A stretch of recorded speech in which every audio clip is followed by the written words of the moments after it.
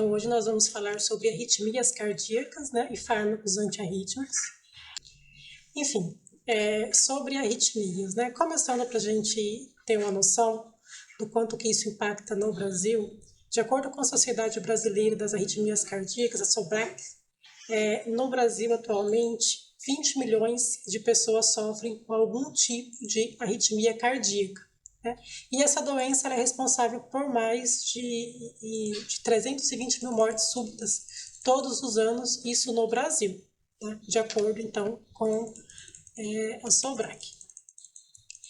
Para a gente relembrar aí, eu acredito que vocês já tenham visto isso, né, na universidade, mas a gente vai relembrar um pouquinho sobre a eletrofisiologia do coração. Para que eu consiga então falar de antiarrítmicos, preciso falar de arritmias, e para falar de arritmias, a gente precisa relembrar um pouquinho sobre a eletrofisiologia do coração.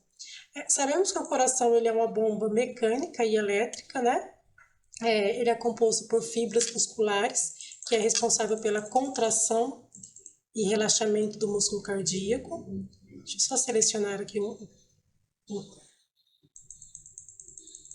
caneta. Então, ele é responsável pela essas fibras musculares são responsáveis, então, pela contração e relaxamento do músculo cardíaco, mas também o coração ele tem células autoexcitáveis. E o que isso quer dizer? Que são células que têm capacidade de se produzir impulso nervoso independente do sistema nervoso autônomo. E esse impulso nervoso, esse impulso elétrico, né, esse potencial que nós chamamos de potencial de ação, ele é desencadeado como um efeito dominó, ou seja, começa aqui no nó sinusal, que é enviado ao nó sinoatrial, depois pelas fibras de Purkinje, feixes de His e fibras de Purkinje, e isso acontece como um efeito dominó. É um impulso que desencadeia outro impulso, que desencadeia outro impulso. Né? E isso nós chamamos, então, de sistema de condução. O nó sinusal, ele fica localizado aqui na junção do átrio direito com a veia cava superior. Ele tem uma frequência de condução de 60 a 100 BPM, né, batimentos por minuto. Quando ele é despolarizado, então ele encaminha esse impulso para o nó atrioventricular, que fica localizado aqui na porção inferior do septo interatrial, e ele tem um potencial, né, de ação, uma voltagem de 40 a 60 batimentos por minuto. E quando ele é despolarizado, ele então encaminha esse impulso nervoso através do feixe de His, que se divide depois em ramos direito e esquerdo, fibras de Purkinje, né, que são responsáveis então pela contração simultânea do ventrículo. E esse é o chamado então sistema de condução. Sobre o potencial de ação do coração, esse potencial de ação ele ocorre devido a alterações na membrana das células cardíacas. E é relacionado, essa alteração na permeabilidade da membrana, ela é relacionada à saída e entrada de íons, né? Então, ocorre a mudança de polaridade, levando então a despolarização celular, que nada mais é do que a contração celular, e isso acontece pelo movimento de íons, né, para fora da célula e para dentro da célula. Os principais íons envolvidos nesse processo é o potássio, o sódio e o cálcio. Então, o potencial de ação, essa despolarização, essa repolarização, ela acontece por conta dessa permeabilidade de íons, né, que então desencadeia na contração e relaxamento das células cardíacas. Só que as células cardíacas ela tem potenciais de ação diferentes, né? Ou seja, o nó sinusal e o nó atrioventricular ele tem um potencial de ação com 3 fases, enquanto, né, o feixe de His, ramos direito e esquerdo, fibras de Purkinje e o miocárdio ele tem um potencial de ação de 5 fases, né? E nós vamos discutir então essas diferenças. Eu trouxe aqui para mostrar para vocês o potencial de ação do nó sinusal, né? Ele tem então fase 4, fase 0 e fase 3.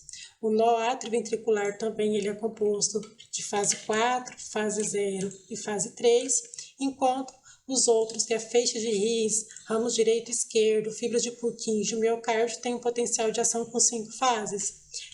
Fase 4, fase 0, fase 1, fase 2 e fase 3. Em cada fase acontece reações relacionadas a essa entrada e saída de íons, né? E isso a gente vai discutir. Eu trouxe outras figuras para mostrar para vocês, para que vocês relembrem dessa questão. Por exemplo, aqui a gente tem potencial de ação de resposta rápida do feixe de Rees, ramos direito e esquerdo e fibras de Purkinje, mostrando as 4 fases. A fase 0 é a fase de despolarização, ou seja, aqui eu tenho entrada de sódio para dentro da célula. Essa célula que estava aqui em repouso, pela entrada de íons, ela vai ficando polarizada, né? Até que ela atinge essa voltagem aqui de 10 a 20, e aí ela acontece uma repolarização precoce, que nada mais é do que a saída de íons potássio. Potássio começa a sair, essa célula vai ficando negativa, e aí começa a diminuir, então, essa voltagem. Só que aí, aqui, que é a fase que chamamos de platô, tem a entrada de cálcio. A célula que estava ficando negativa pela saída do potássio, ela volta a ficar positiva novamente. Então, nós temos aqui na fase 2 o que chamamos de platô, que é a fase de contração ventricular. A fase de platô é a fase onde o ventrículo está contraído, os ventrículos estão contraídos. Depois, esse cálcio ele para de entrar, o potássio continua saindo, a célula vai perdendo carga positiva, vai ficando negativa, e a gente vai tendo aqui a repolarização, que é na fase 3, né? E depois a fase 4, que é a fase de repouso. Essa fase 4, a gente tem a bomba de sódio, potássio, ATPase aqui entrando em ação. Porque essa célula ficou em repouso, só que ficou bastante potássio para fora e sódio dentro. Então, ela faz uma troca aqui, ela traz o potencial de ação original. Só que a célula aqui está com carga negativa, tá? O potencial de ação dela está negativo, ela está em fase de repolarização, que é a fase de repouso. A fase de... A figura, né? Essa figura resume tudo que eu expliquei para vocês. Influxo de sódio na fase 0, né? Aqui começa então a célula se despolarizar.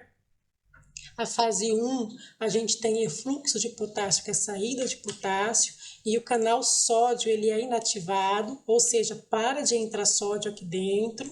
A célula tem então uma repolarização precoce. Depois vem a fase 2, que é influxo de cálcio. O potássio está saindo, só que o cálcio ele começa a entrar. Então, a célula que estava ficando negativa começa a ficar positiva novamente. E aí, depois, começa a fase 3, onde tem inativações dos canais de cálcio. Esses cálcios que estavam entrando, para de entrar, o potássio continua saindo, a célula vai ganhando carga negativa, até que entra aqui no repouso, onde entra, então, a bomba de sódio, potássio, ATPase. Ocorre a troca de 3 íons de sódio para fora e 3 íons de potássio para dentro da célula, tá? Compreender essas fases é importante, porque a gente vai entender depois que os medicamentos antiarrítmicos atuam aqui, atuam nessas fases, né? Então, por isso que é importante a gente entender e relembrar esse potencial de ação, que é diferente, né?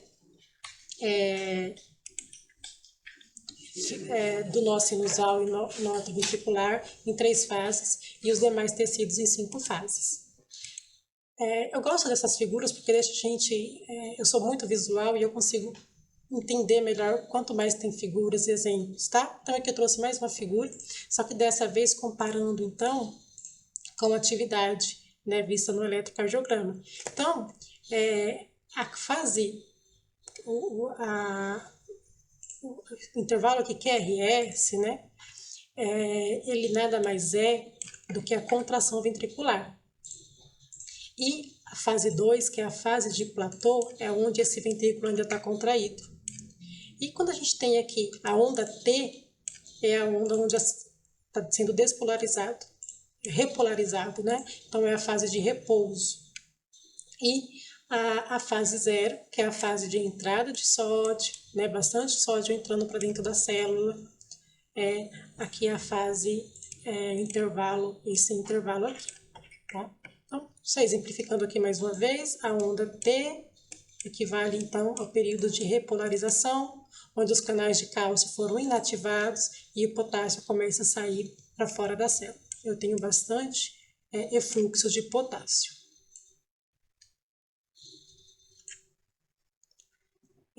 Agora, falando do nó sinusal e nós atrioventricular, que tem 3 fases, né? A fase 0, fase 3 e fase 4. Essas células têm propriedade de automatismo e função de marca-passo. A fase de despolarização, que é a fase 0, ela é mais ascendente, né? A fase de repolarização não tem platô, então a repolarização rápida, né? E a despolarização espontânea, que é a fase 4. Essa fase 4, deixa eu ver o próximo slide para eu... Aqui. Essa fase 4, aqui, nós temos influxo de sódio, efluxo de potássio e influxo de cálcio. Então, entra sódio e entra cálcio e sai potássio. Por isso que é lento, né? A célula ela vai assim se repolarizando, se despolarizando, até que atinge o limiar e aí se despolariza rapidamente. Porque nessa hora, quando atinge o limiar, esse efluxo de potássio, que é a saída de potássio, ele para de acontecer, esses canais são inativados, então atingiu o limiar, então tenho bastante influxo de cálcio, bastante entrada de cálcio. Tá? Então aqui eu tenho a despolarização ascendente, marcada então pela entrada de cálcio nas células. E as correntes de sódio, elas são inativadas nessa fase. Depois, eu tenho efluxo de potássio, a célula vai ficando repolarizada, né?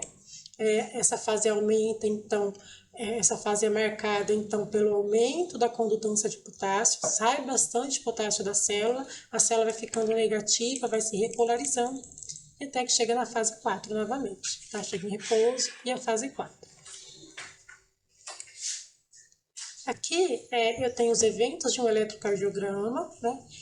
Normal, correlacionado com a atividade da fibra miocárdio. Então, percebe que o QRS aqui, ele é despolarização ventricular e a repolarização precoce. A fase de platô, ela nada mais é do que o intervalo ST. E nessa fase de platô, o que está acontecendo aqui? O ventrículo está contraído. Já a onda T, né, é a repolarização em saída de potássio e é onde a gente tem aqui chegando aqui na fase de repouso. Então, a onda P, despolarização dos átrios, aqui eu tenho contração atrial. A onda Q, despolarização do septo. Onda R, despolarização dos ventrículos, direito e esquerdo. O intervalo PR é a repolarização dos átrios. Então, aqui, ó, o átrio ele está ficando intervalo PR, né, que é aqui. Opa, deixa eu voltar. Aqui, ó, PR. Aqui o átrio ele está ficando em repouso, os ventrículos vão contrair nesse momento, que é a onda QRS. ST, o ventrículo contraído, período de platô. A onda T é a fase de repolarização. O segmento ST, né? Então, representa o intervalo entre o final da onda S, o início da onda T, e os ventrículos estão contraídos. É essa fase de platô.